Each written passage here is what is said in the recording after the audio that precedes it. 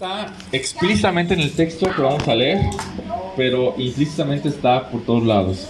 Quiero que me acompañen en Efesios 4, 11. Efesios 4, 11 al 12.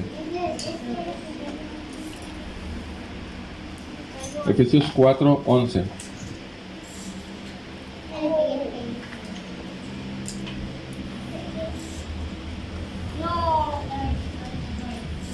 Dice, y él mismo dio a unos apóstoles, a otros profetas, a otros evangelistas, a otros pastores y maestros, ¿a fin de qué? Perfeccionar a los santos. Hasta ahí. Hablamos de perfeccionar a los santos. O sea, yo tengo una labor específica: perfeccionarlos a ustedes. Y dices, ¿qué? Perfección, hablamos de perfección. ¿Qué pensamos cuando hablamos de perfección? Buscar ser como Jesucristo. No, perfección en cualquier tipo de significado. Que no tenga defectos. Ese no es el sentido en el que aquí se usa la palabra perfección. De hecho, generalmente en la Biblia la palabra perfección no se usa como sin defectos, ¿ok? Solo cuando se refiere a Dios.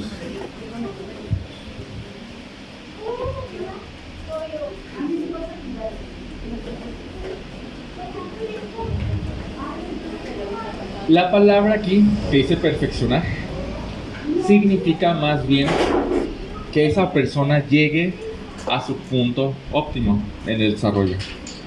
¿Sí? Por ejemplo, cuando tenemos un limón otra vez y lo vemos así grandote, entre verde y amarillo, donde ya está en el punto óptimo, no decimos, está perfecto, ¿no? Y si lo vemos, puede tener algún defecto físico, ¿no? Algún defecto por ahí, pero no por eso deja de ser perfecto, ¿no? Llegó en el punto donde está. Entonces hablamos de perfección en ese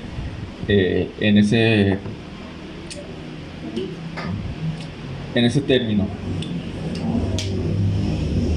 Entonces, el propósito, por ejemplo, de cuando dice Efesios 4, 11 al 12, que dice que el propósito de los apóstoles, profetas, evangelistas y pastores maestros, el propósito de que Dios haya regalado a esas personas es que los que son miembros o que son parte del cuerpo, que son cristianos, sean madurados o que lleguen a ese punto óptimo en su desarrollo. Eso es lo que quiere decir. Entonces, al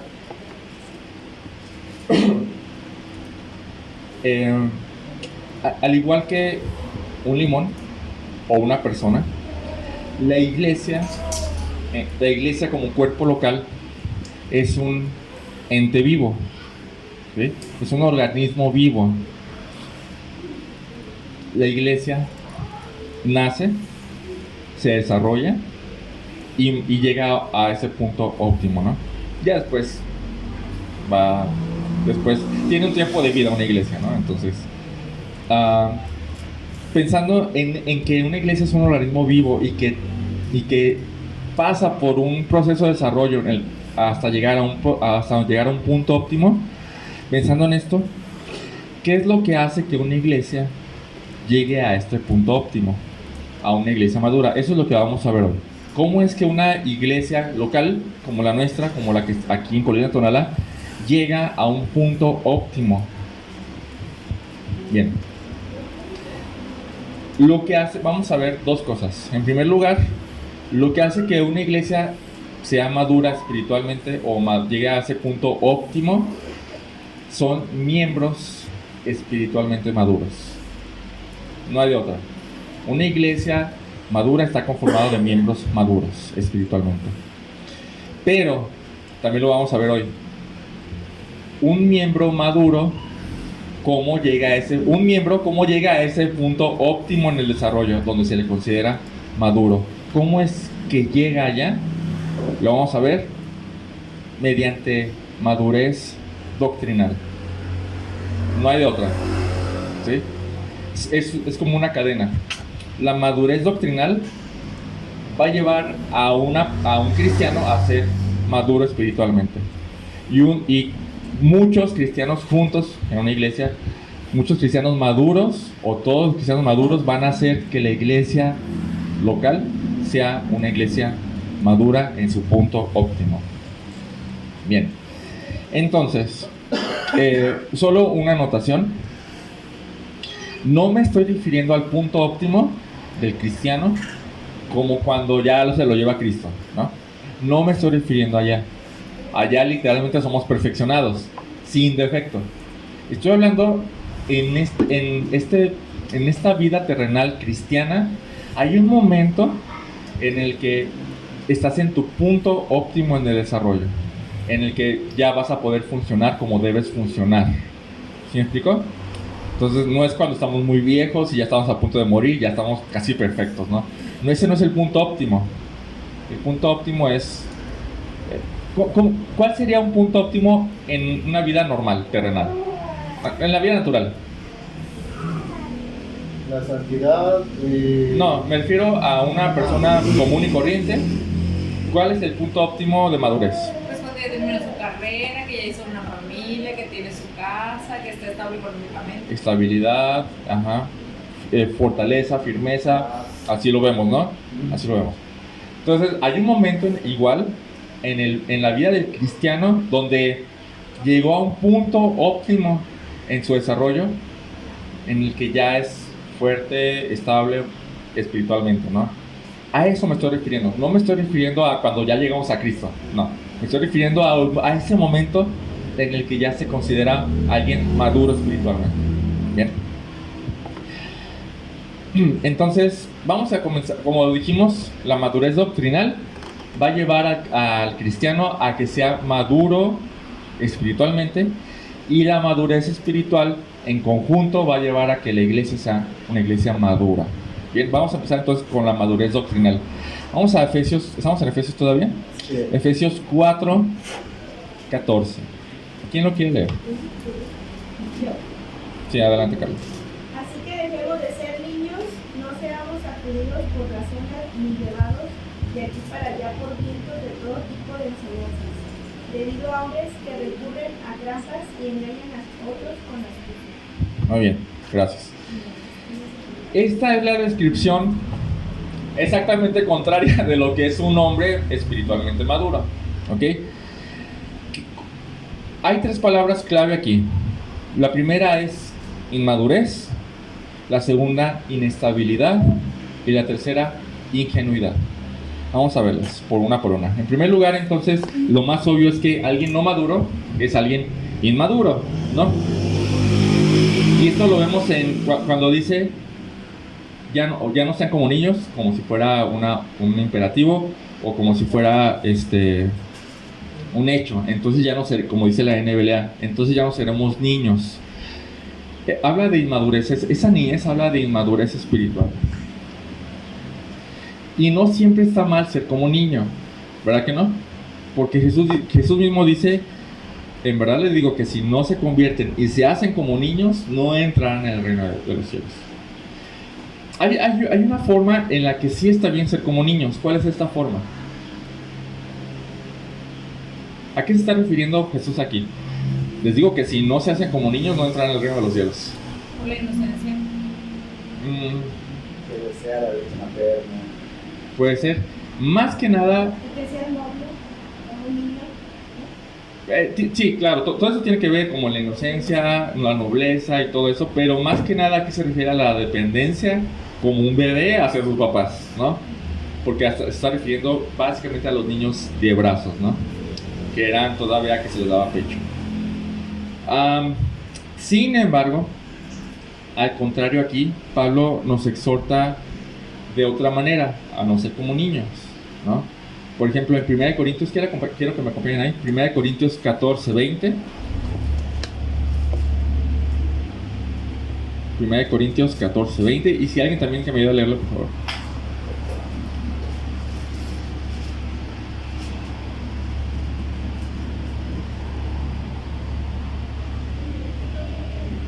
¿Ya lo pone? ¿Ya? Adelante. Dice, hermanos, no seáis niños en el modo pensar. A ver, pausa. Fíjese cómo dice, no sean niños. Es básicamente la misma estructura acá que en Efesios, ¿no? No sean niños. Pero aquí dice más específicamente en la forma de pensar. Adelante, sigue. Sino sed niños en la malicia, pero maduros en el modo de pensar. Maduro, ahí está la palabra, maduro. Bien.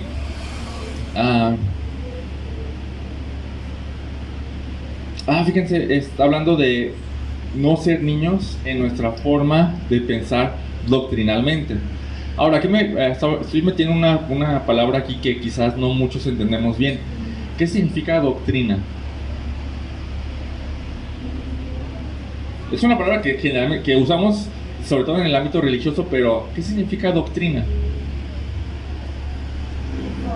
Lo que aprendemos, un reglamento de la iglesia. No, diciendo lo que aprendemos. Teología.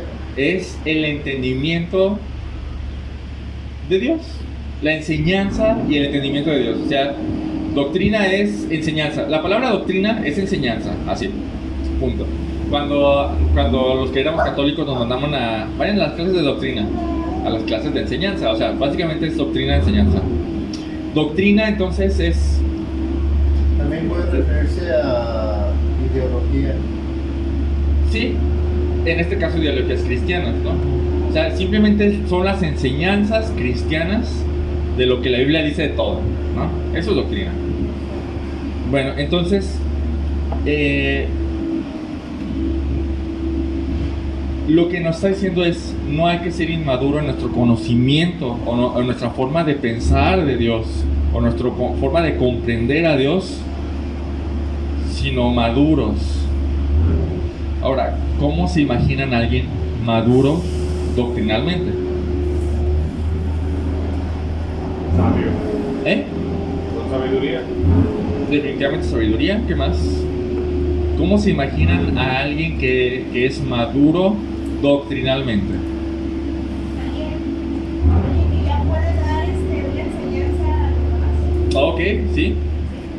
Pues, O sea, ¿sabes? que fue capaz de estudiar, Ajá, ya. entender Ajá. y entonces ya transmitir. Sí. ¿Qué más? ¿Qué más es? ¿Cómo más nos imaginamos a alguien maduro doctrinalmente? Es congruente. ¿Cómo? ¿Congruente en qué aspecto? Lo que dice, lo que hace, lo que piensa, en que se ven sus frutos. Ok, sí tiene que ver con eso, pero está más relacionado, entonces eso está totalmente ligado con la madurez espiritual.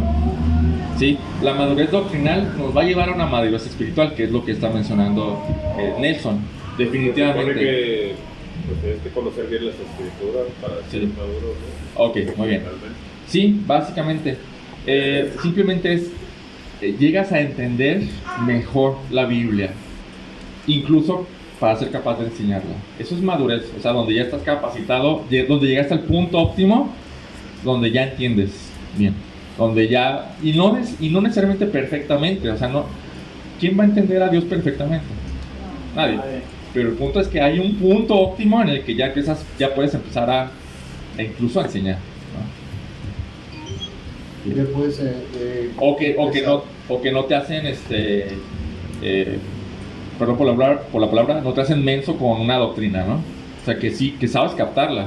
Y dices, no, esto está mal, esto que está diciendo este cuate está mal. O esto está bueno, está muy bien, eso me sirve. O sea, eso es ser maduro doctrinalmente. Digo, eso es sí. Ahora, la segunda palabra es inestabilidad doctrinal. Sigue diciendo Efesios 4:14, ya no sean como niños, entonces dejaremos de ser niños. Y dice, sacudidos por las olas y llevados de aquí para allá. ¿Sí? De aquí para allá. Inestabilidad. Y dice, por todo viento de doctrina. Es como si estuvieras en una lancha sin motor, sin vela, sin remos, y simplemente estás por de un lado para otro. A como el viento vaya moviendo las olas, así. ¿Qué quiere decir esto? Cuando una persona llega a ser cristiano, llegan enseñanzas enseñanzas por todos lados, ¿sí o no? Por todos lados. Ahorita con internet, por todos lados, así. Gacho.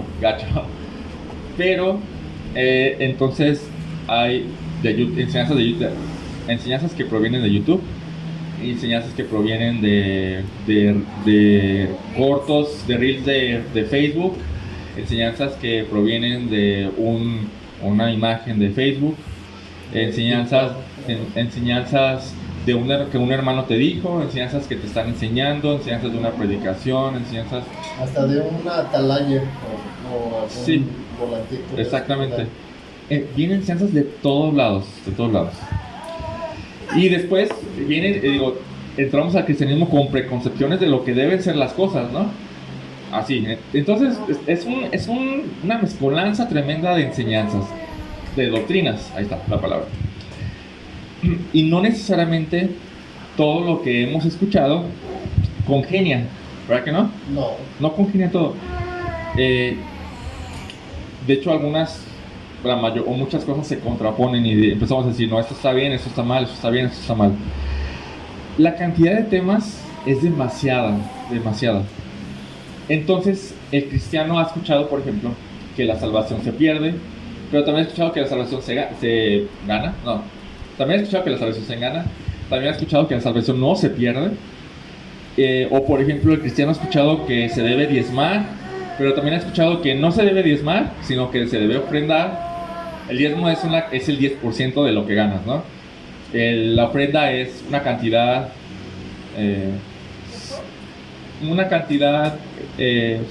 ¿cómo se dice? Una cantidad no específica. Y otros han escuchado que no es obligatorio y que eso es obligatorio. Entonces ahí están todas las enseñanzas por todos lados. El cristiano ha escuchado de la libertad cristiana, qué debes de hacer, qué se puede hacer, qué no se puede hacer, que si se puede bailar, que si no se puede bailar, que si se puede tomar, y así, por todos lados. Entonces, el inestable está de un lado a otro. Es que sí es cierto que la salvación se pierde. Y después llega por otro lado y no es cierto que la salvación se pierde. Sí es cierto que se debe diezmar. Y no es cierto que se debe diezmar, sino ofrendar.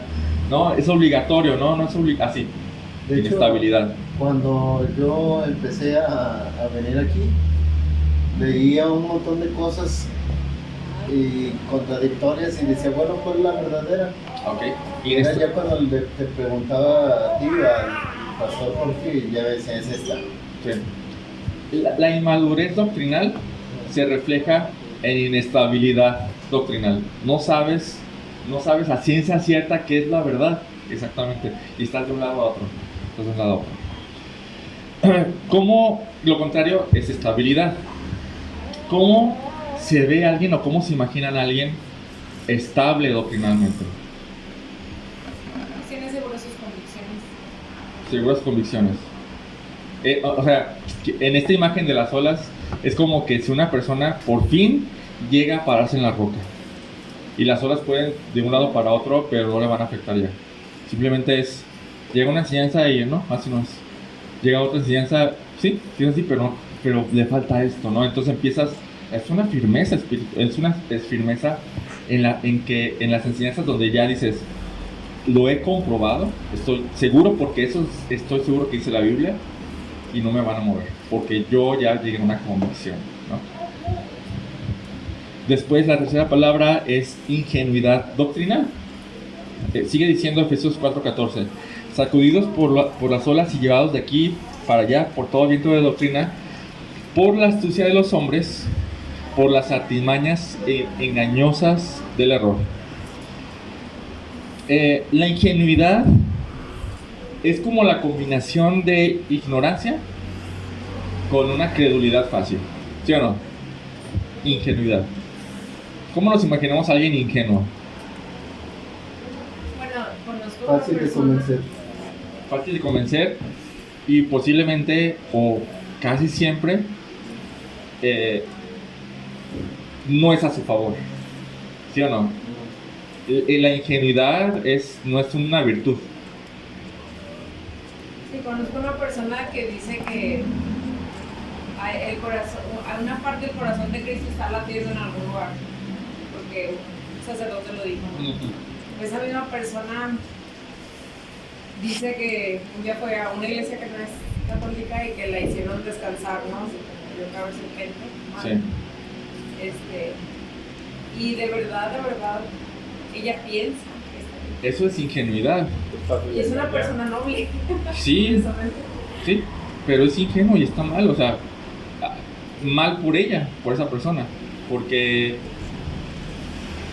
por su ingenuidad, porque, bueno, como lo vamos a ver, la Biblia habla de que hay personas enviadas por Satanás con el propósito de dañar a la iglesia.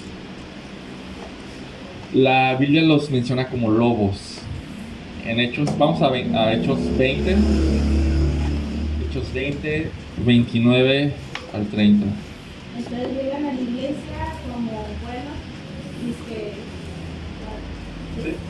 Como lobos disfrazados de ovejas, ¿no? La típica frase, ¿no? Hechos 20, 29 al 30. Interesante. ¿Alguien quiere leerlo, por favor? ¿Hechos 20 qué? Hechos 20, 29.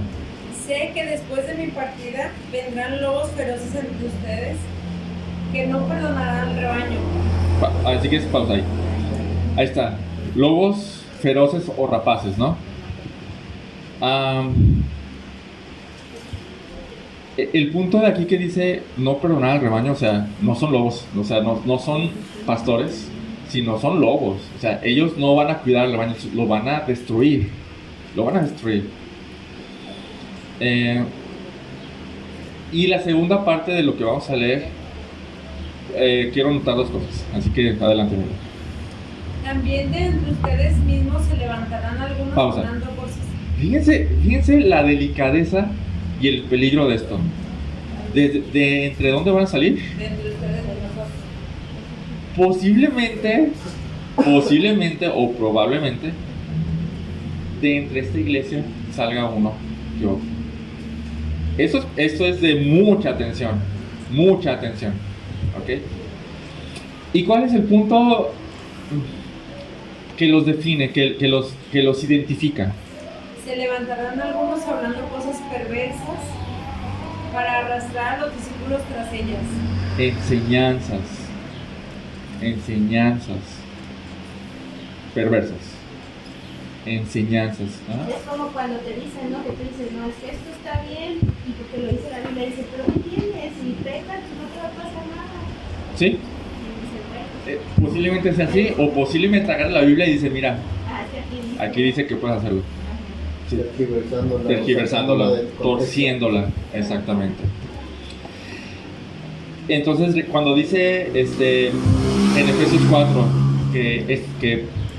que ya no seremos niños arrastrados por las olas de doctrina, de cualquier viento de doctrina o de hombres astutos, me gustó mucho cómo lo dice la versión de Carla, que dice hombres que enseñan con trampa.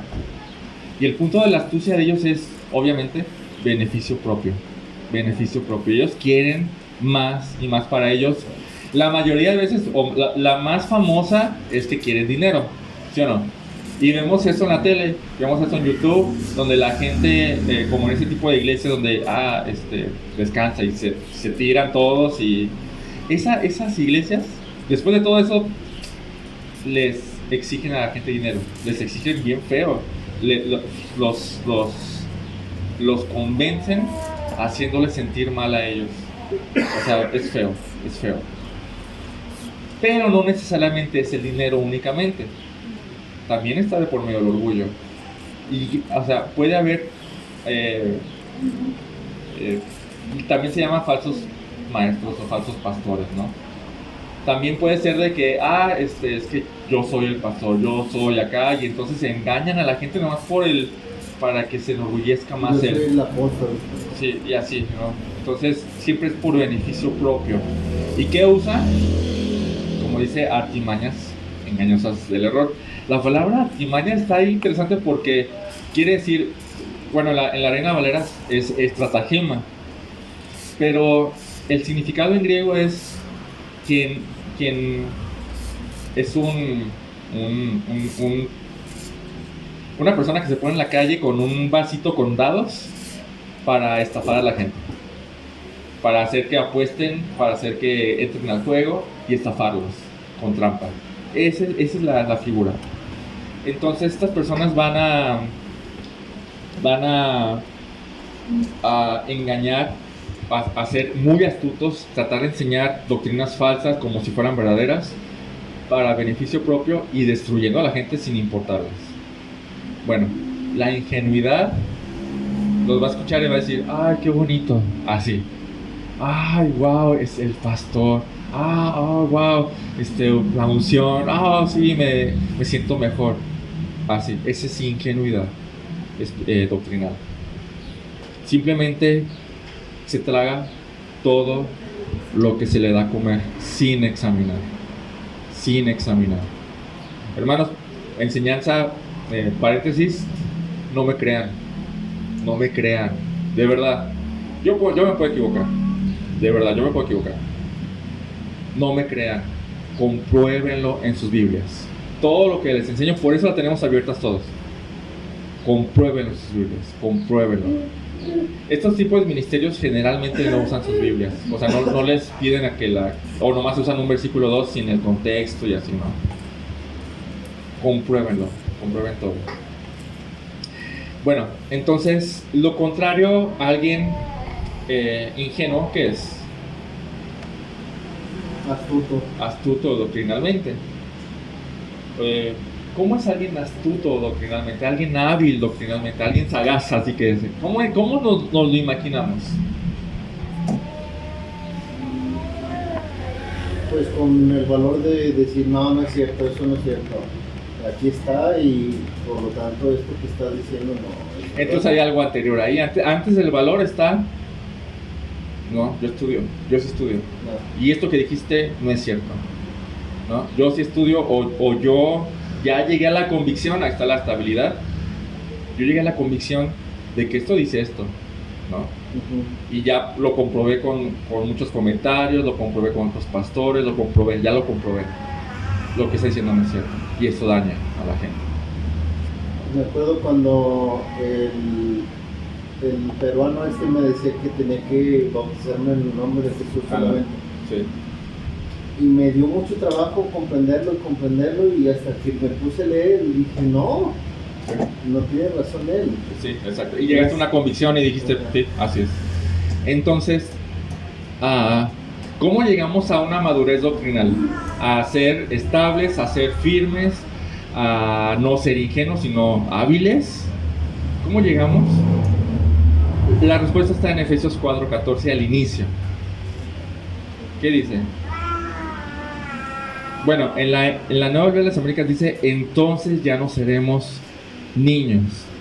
Y ese entonces nos remonta al versículo 11, donde dice, y él mismo dio a unos apóstoles, a otros profetas, a otros evangelistas y a otros pastores y maestros. Ese es el punto. Todo el punto de todo esto es enseñanza, la doctrina. ¿Cuál es el propósito del maestro, del pastor maestro? Llevarlos a ese punto óptimo de madurez doctrinal en este caso. ¿Sí? Y entonces dice el versículo 14, entonces ya no seremos niños, ya no seremos inmaduros doctrinalmente, ya no seremos inestables doctrinalmente, ya no seremos ingenuos doctrinalmente, porque estamos bajo la enseñanza del pastor maestro, que es su responsabilidad, que es lo que Cristo le dio a la iglesia para que la iglesia madurara. ¿Sí? Entonces, tener madurez doctrinal no necesariamente es conocer mucho de Dios. No necesariamente. ¿Han conocido a gente que es un erudito en la Biblia, pero que es inmaduro? ¿Han conocido a gente así? Sí la hemos conocido. Hay gente que se sabe la Biblia, se sabe doctrina, se sabe así, pues todo acá, pero que no puede tratar bien a su esposa. De verdad. o que sigue escondiendo pecados. Hay gente que sabe mucho de la Biblia. No necesariamente eso es madurez doctrinal, no necesariamente. Como decía Nelson, la madurez doctrinal tiene que estar ligada a fuerza con la madurez espiritual, a fuerza. Y entonces, nuestro segundo punto es la madurez espiritual. ¿Qué entendemos por madurez espiritual?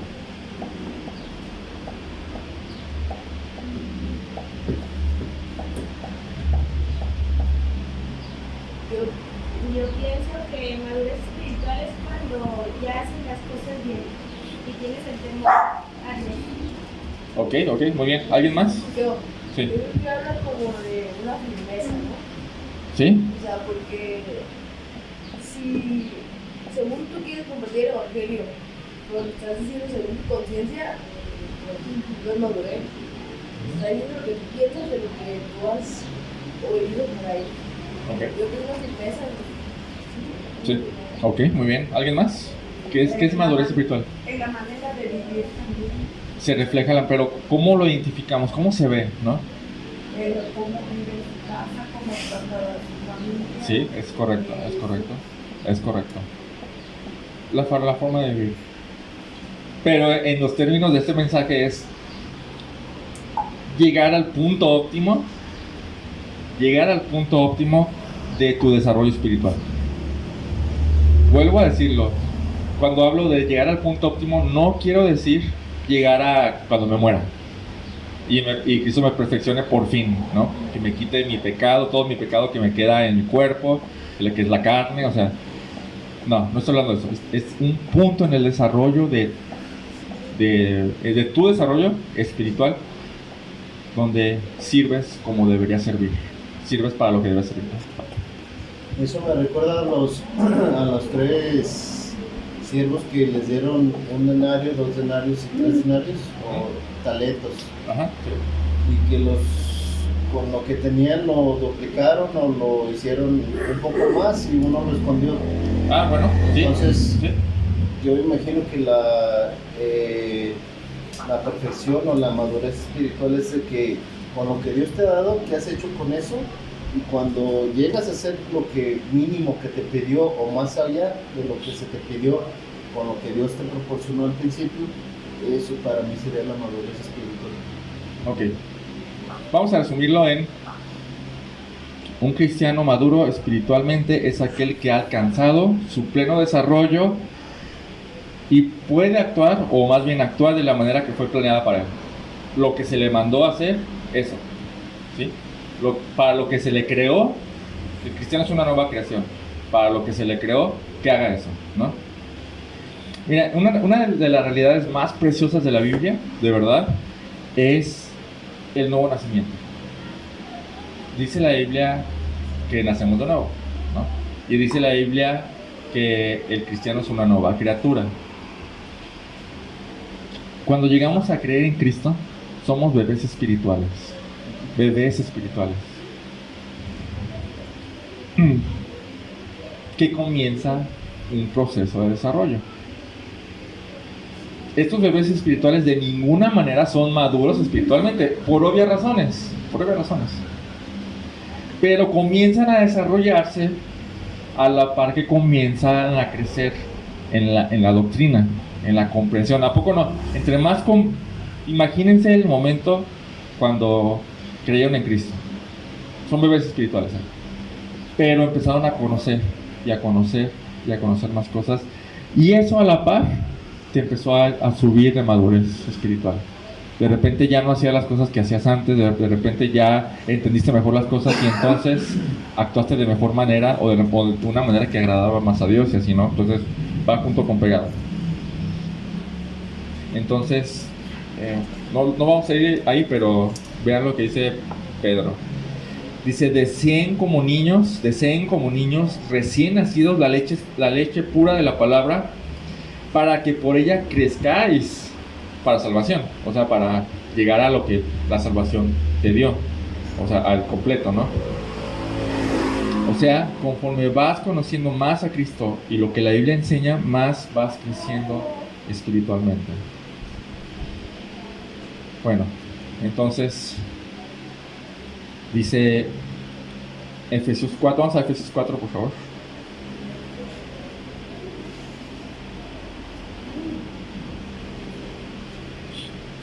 La madurez doctrinal nos va a llevar a la madurez espiritual. Efesios 4, 14 y 15. Dice, entonces ya no seremos niños, sacudidos por las olas y llevados de aquí a allá por todo viento de doctrina, por la astucia de los hombres, por las artimañas engañosas del error. Pero dice, más bien, al hablar la verdad en amor, que dice, creceremos en todos los aspectos, o creceremos en todo. Me voy a detener ahí. Es interesante cómo lo menciona aquí, hablar la verdad en amor. Y para mí es muy obvio que tiene que ver, que tiene que ser un contraste con lo que acababa de decir ahorita, ¿no? Hay hombres, lobos rapaces, que mediante su astucia y trampa, no amando a la congregación, sino a sí mismo nada más, emplea el error para engañar a la gente, ¿sí? Entonces, cuando dice más bien al hablar la verdad en amor, yo creo que quiere decir, como es el contraste, que se predique la verdad con amor. O sea, como diciendo, mira, hay hombres así, pero por el contrario, hay que predicar verdad. No egoístamente, sino por amor, con amor. Miren, es fácil enseñar error, es fácil. Lo único que tienes que hacer es no entenderlo de lo que estás hablando. Lo único que tienes que hacer es no estudiar. Es fácil enseñar error. El trabajo del pastor maestro es estudiar, corroborar que lo que se está enseñando es verdad. Es el trabajo del pastor maestro. Miren, hay dos exhortaciones no ligeras. La primera en 1 Timoteo 4:16. Vamos para allá, por favor. 1 Timoteo 4:16.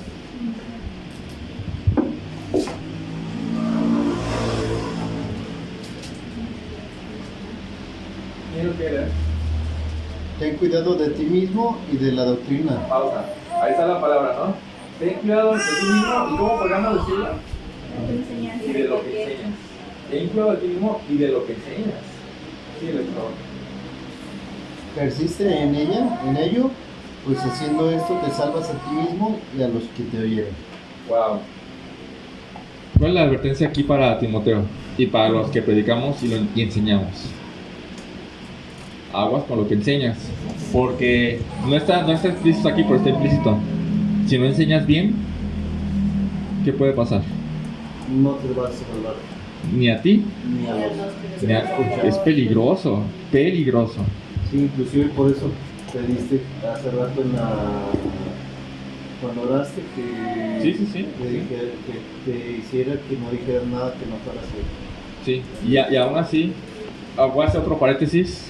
Hermanos, oren por mí en la semana, cuando se acuerdan, para que en mi estudio yo no estudie el error, ¿sí? Oren por mí. Segunda exhortación en Santiago 3:1.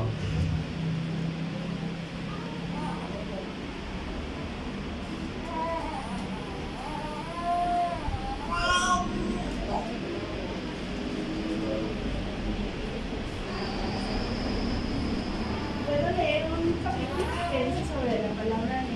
Sí. Dice, predica la palabra, hazlo con urgencia y en tiempos buenos y en tiempos difíciles, censura, reprende y aconseja seriamente con mucha paciencia y arte de enseñar. Sí, excelente. En la Reina Valera dice predica a tiempo y fuera de tiempo. O sea, es enseñanza. Ahí muestra la urgencia de la enseñanza. Santiago 3:1, ¿quién lo quiere leer? Hermanos míos, no os hagáis maestros muchos de vosotros. A ver, no os hagáis maestros muchos de vosotros, sabiendo que recibiremos mayor condenación. Hasta ahí. Wow. O sea, no debe de haber Agua. maestros. No creo que quiera decir eso, porque siempre hay necesidad de maestros. Creo que más bien la forma en que está haciendo Santiago aquí es aguas. Si vas a entrarle como maestro, debes saber esta responsabilidad.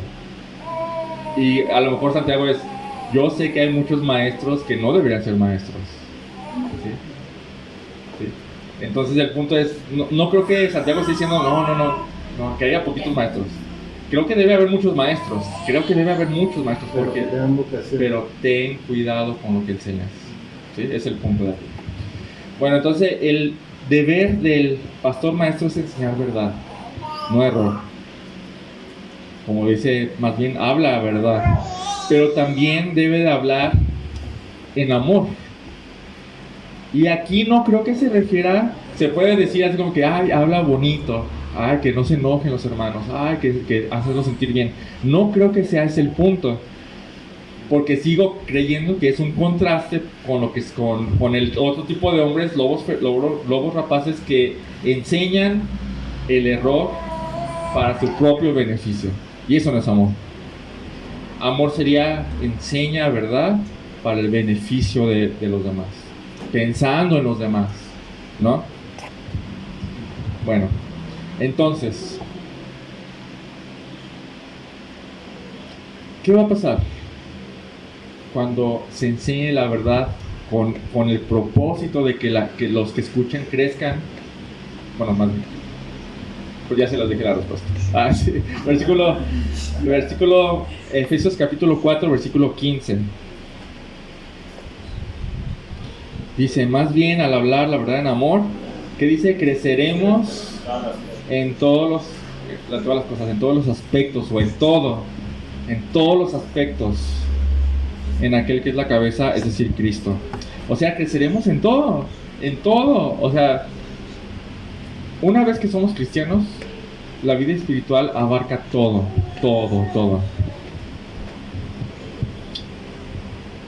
Y la idea aquí nuevamente es creceremos en todo en aquel que es la cabeza. O sea, creceremos en todo en Cristo. Y tiene la idea de que nos vamos a parecer más a Él. O sea, que Él es el nivel de madurez estándar o meta al cual todos tenemos que llegar, ¿no? O sea, el punto óptimo. Otra vez estamos hablando de madurez. El punto óptimo del creyente, ¿no?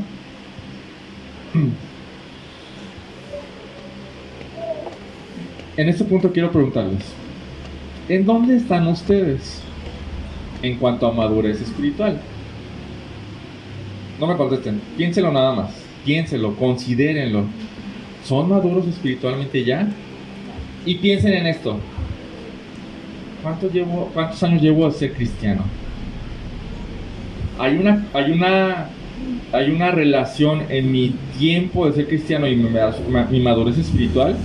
O sea, he estado creciendo normalmente o me he tardado un poquito más, ¿no?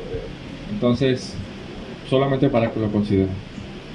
Ahora, cuando Pablo menciona esto de que crezcan en aquel que es la cabeza, empieza con otro tema.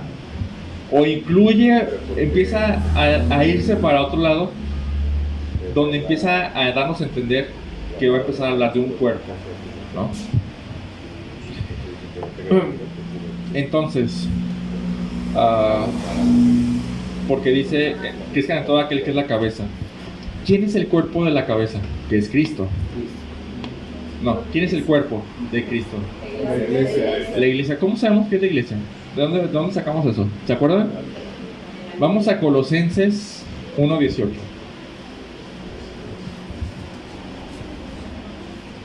Colosenses 1:18.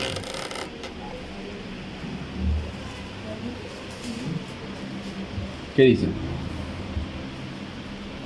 Y Él es la cabeza del cuerpo, que es la iglesia. Hasta ahí si quieres. Y Él es la cabeza del cuerpo, que es la iglesia. ¿Cómo entendemos esto? Nosotros somos los que funcionamos aquí en la tierra, pero Cristo es el que dirige todo el cuerpo, ¿sí? Él manda, Él ordena, Él da el poder, vámonos, todo. Y el cuerpo actúa, el cuerpo es el que hace el trabajo de que la cabeza piensa, ¿no? Así deberíamos pensar en esta relación que hay entre el cuerpo y la cabeza. La madurez espiritual de cada miembro, entonces estamos hablando de la madurez espiritual, pero ahora en el contexto del cuerpo llevará a que la iglesia sea madura, ¿no? ¿No es lógico? Si todos juntos, como miembros del cuerpo local, vamos a pensar en Colonia Tonalá, llegamos a este punto óptimo, sí o no, entonces la iglesia se considera una iglesia madura. Una iglesia madura está conformada de miembros maduros espiritualmente. Pero hay otro aspecto de la madurez espiritual en el que hace que la iglesia en conjunto sea también madura espiritualmente. Dice sigue diciendo versículo 16. Todo el cuerpo de Cristo, o de quien todo el cuerpo, pero vamos a cambiarle a todo el cuerpo de Cristo, estando bien ajustado y unido,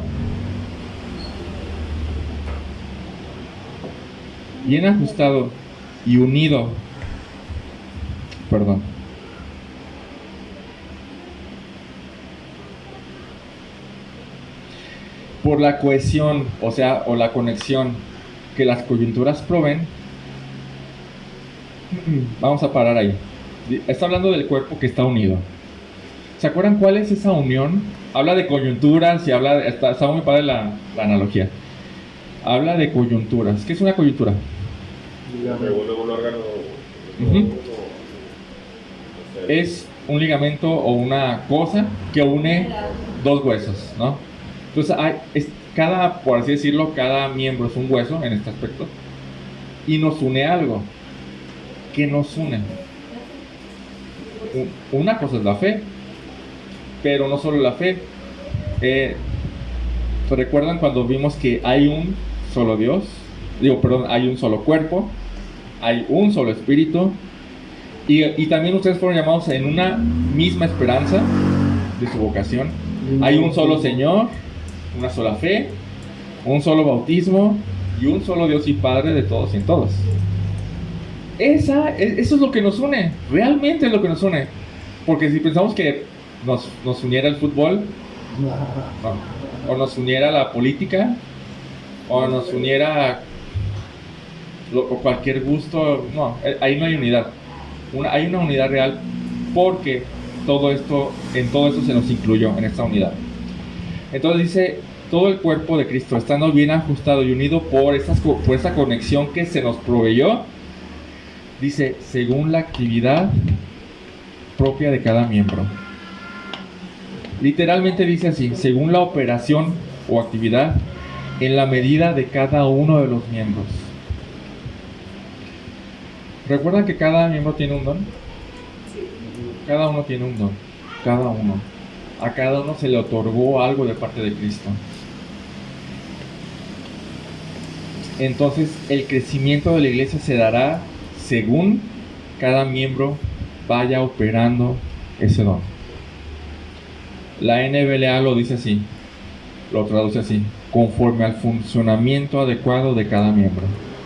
Conforme al funcionamiento adecuado de cada miembro. Aquí viene algo importante. ¿Qué quiere decir que cada miembro funcione adecuadamente? ¿Qué quiere decir? Lo que debe hacer, ¿no? Haciendo lo que debe hacer. Es como cuando nuestra una mano, pues no funcionan muchas cosas de nuestro cuerpo. ¿Ok? No podemos lograr hacer algo bien. Ahora, específicamente a ti, ¿qué se te dio para hacer? Y estamos ahora hablando de los dones. ¿Qué se te dio para hacer? El punto es, o lo que quiere decir Pablo, creo, es que uses tu don en el área correspondiente a tu don. Haz lo que se te dio para hacer, como debes hacerlo. Parecería obvio, ¿verdad? O sea, ese es nuestro dicho, zapatero a tu zapato, ¿no? Parecería obvio, pero no es obvio, porque Pablo dice en Romanos 12, 6 al 8. Romanos 12, 6 al 8. Dice, De manera que teniendo diferentes dones, según la gracia que se nos ha sido dada, el de profecía, ¿qué dice? Úsese con la medida, conforme a la medida de la fe. Ajá, y el de servicio, pues en servir. Y el que enseña, en la enseñanza. Y dices, oye Pablo, ¿qué no es obvio? Y Pablo diría, no, no es obvio. O el que exhorta, pues en la exhortación. O sea, haga lo que se le dio para hacer. Sí, está claro ahí, ¿no? Haga, o sea, haz lo que se te dio para hacer. O sea, que los que sirven quieran enseñar Sí. y hacer Miren, otras cosas. Imagínense que el doctor Frankenstein se volvió más loco de lo que estaba. Y en vez de hacer un cuerpo con sus miembros en cada lugar, hizo un Frankenstein todo revuelto. En vez de cabeza está un pie. En vez de una mano está un riñón. En vez de un pie está el corazón. ¿Funcionaría? Digo, es absurdo, ¿no? Es absurdo. Pero es lo que está diciendo aquí. ¿Qué va a pasar si caminamos con los riñones? Pues no, o sea, O si intentamos agarrar una cuchara con el codo. no se puede. Dios hizo el cuerpo humano con toda sabiduría, ¿eh? Con toda sabiduría. Él puso cada miembro del cuerpo en su lugar, con su propósito, con una función específica. Y sirve perfectamente nuestro cuerpo. En sí comentan que si nos hiciera falta un dedo del pie también no caminaríamos bien. Todo tiene una Sí. similitud. O sea, Dios hizo con toda sabiduría el cuerpo humano. Con esa misma sabiduría, Dios le dio a cada uno de ustedes un don específico. Es bien personal. Es muy personal ese don. Dios le dio con toda sabiduría ese don a ustedes para que lo usen.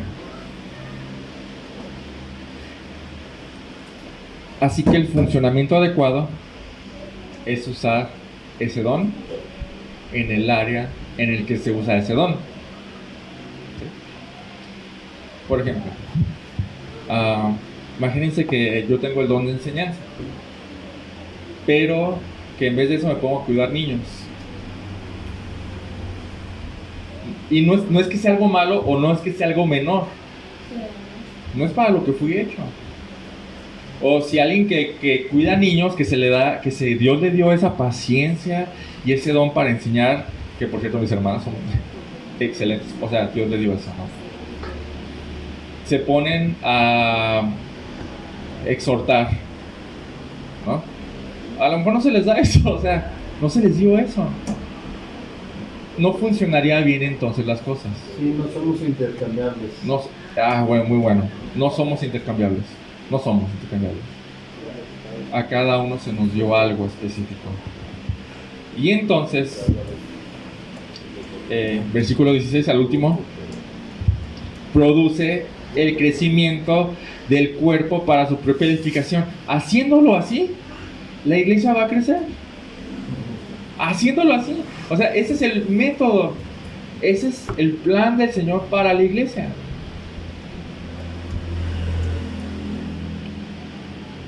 El objetivo es el crecimiento del cuerpo. Porque el cuerpo es el cuerpo de Cristo. Y el cuerpo tiene que emparejarse a Cristo. Ese es el punto. Pero para eso se requiere cada miembro. ¿Notaron que no excluye a ninguno? ¿Cuántas veces dice cada miembro? Cada uno de ustedes. No excluye a ninguno. Cada cual. Cada miembro en primer lugar tiene que ser maduro espiritualmente.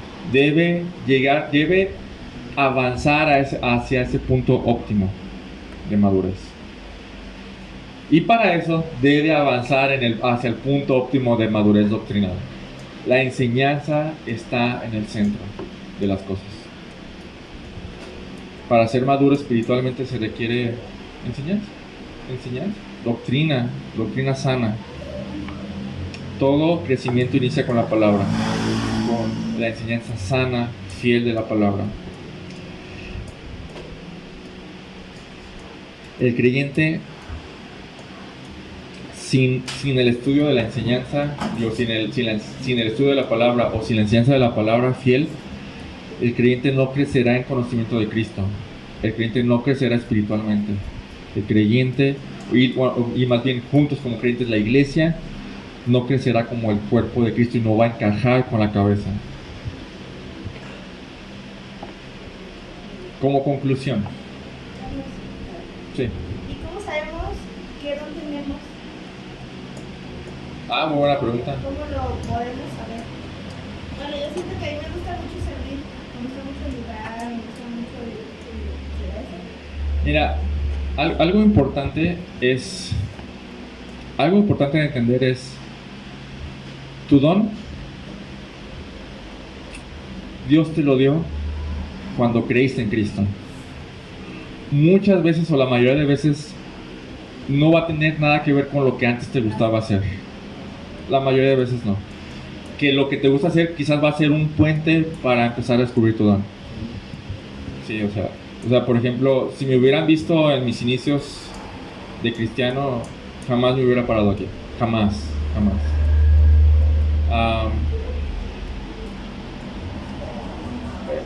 Lo vas a descubrir orando, pidiéndole a Dios que te lo muestre y sirviendo. Y Dios te va a ir guiando y te va a decir, no, por aquí no. O sea, por ejemplo, yo una vez di clase a los niños y dije, no.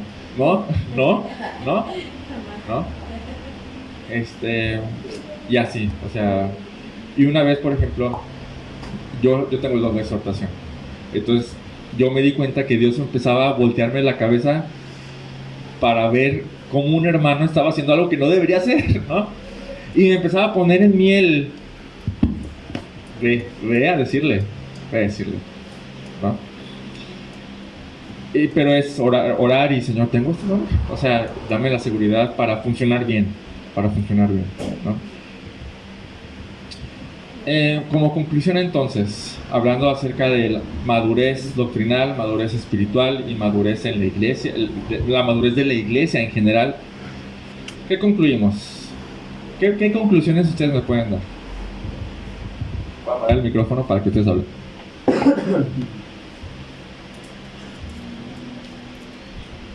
Como en esta iglesia tenemos que llegar a esa plenitud de madurez, es un trabajo que tenemos que estar Es correcto. constantemente diligentes, pues, Sí. en eso y aparte pues participar en lo que a lo que Dios nos llamó, Sí, ok. para que se logre también Sí, fortalecer la iglesia. exacto. Tenemos que conocer qué es lo que se nos otorgó. Tenemos que conocer, tenemos que estar seguros. En enfocarnos también en cuánto tiempo le dedicamos a él, porque es lo que hablábamos las mujeres, que realmente a veces tenemos tiempo para todo, pero a veces también en leer la Biblia, yo he aplicado en mi vida y sí me ha servido mucho.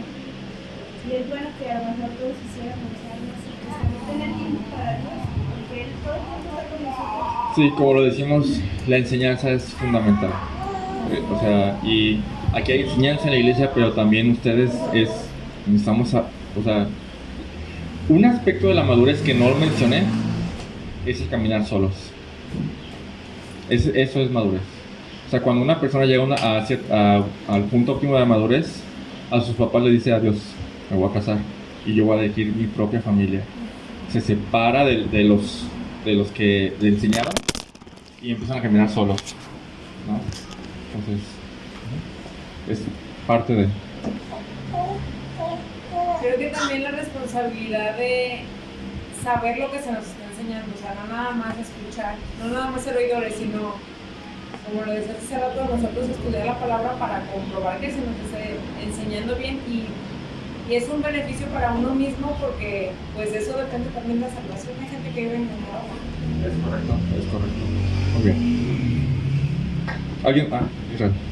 Sí, Sí, que se me hizo muy interesante la pregunta que nos hiciste de cuánto llevamos de cristianos, cuánto hemos avanzado y si hay una buena relación en lo que hemos aprendido y en la madurez que hemos obtenido según los años que hemos estado aquí adentro. Entonces, ponernos a ver qué nos falta y ser, ¿cómo se dice? Sabios, tratar de ser sabios, pedírselo a Dios, para que nos diga cuál es lo que tenemos, qué es lo que tenemos que hacer y en qué nos falta, y ser expeditos. Sí. Okay. Sí, básicamente. Solo quiero recalcar que todos juntos somos un cuerpo, o sea, si vemos a alguien que le flojea, por así decirlo, no juzgarlo, sino ven, vamos a estudiar juntos. Todo el punto del cuerpo es todos juntos crecer, todos juntos. ¿Sí me explico? Todos agarrar la Biblia y ¿qué dice? Vamos a estudiar. Y o los dones, el funcionamiento adecuado de los dones, tampoco lo mencioné, pero simplemente es el servicio de los unos a los otros. Es yo te enseño, tú me exhortas, yo te sirvo,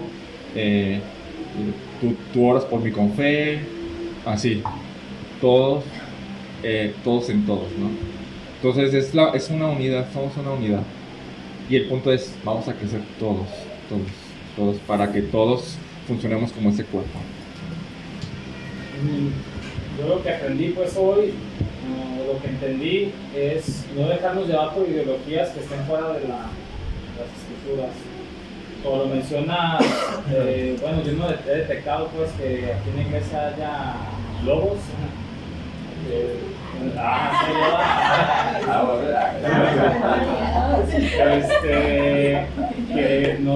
Que nos quieran inculcar pues ideologías que estén fuera de.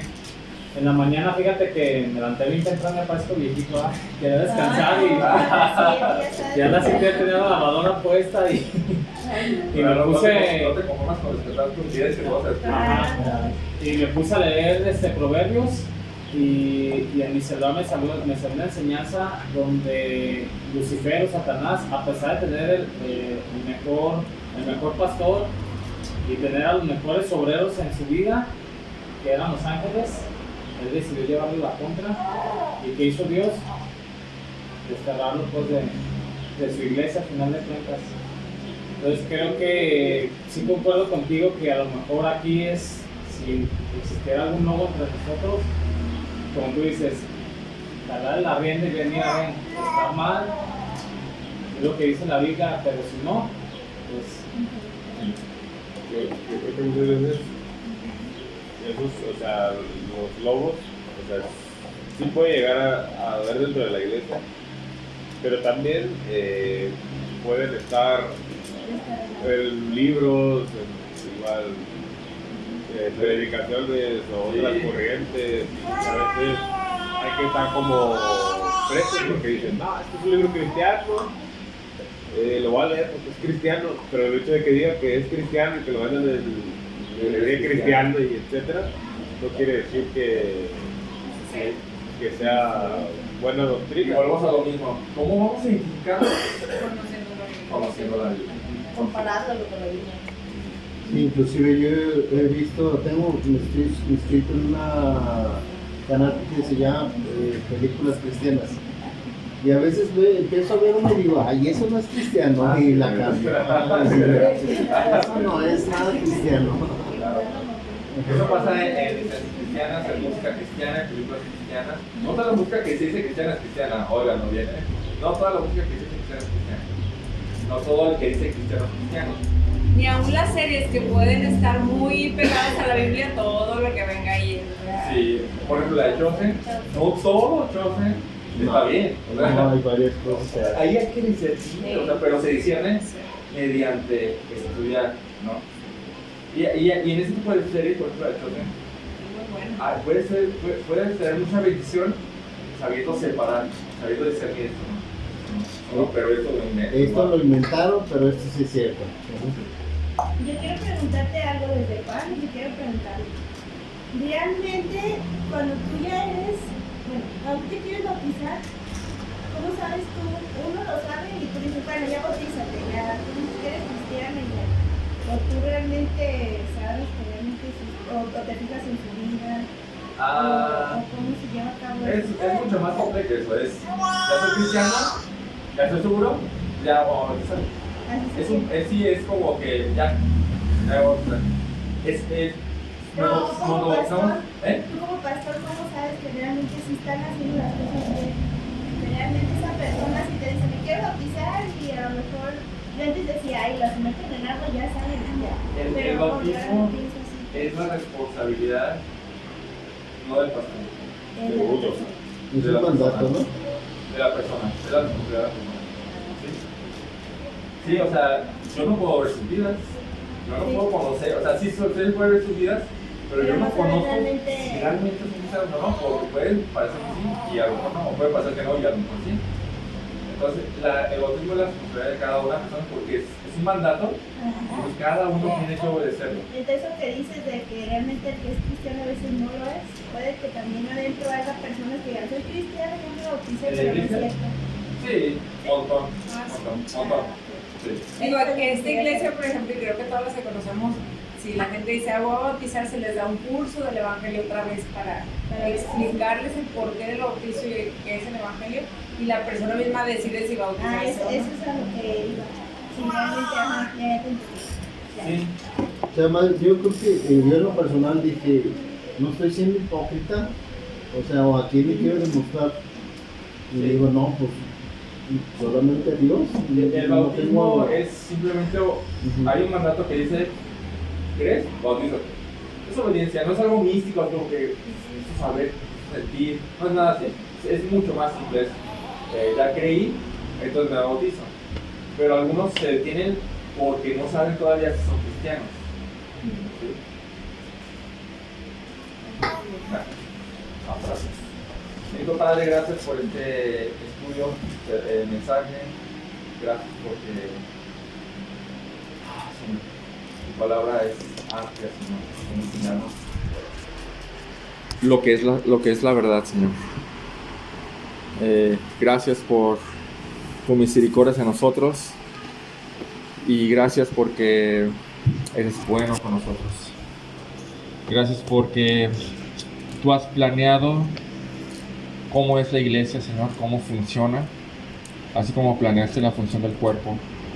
Y debemos entender que esa es la manera. No queremos pretender que podríamos descubrir otra manera mejor. Eso sería mucho orgullo de parte de nosotros, Señor. Y también tenemos que entender que las cosas son más simples de lo que pensamos. Solo necesitamos ser obedientes a ti, Señor.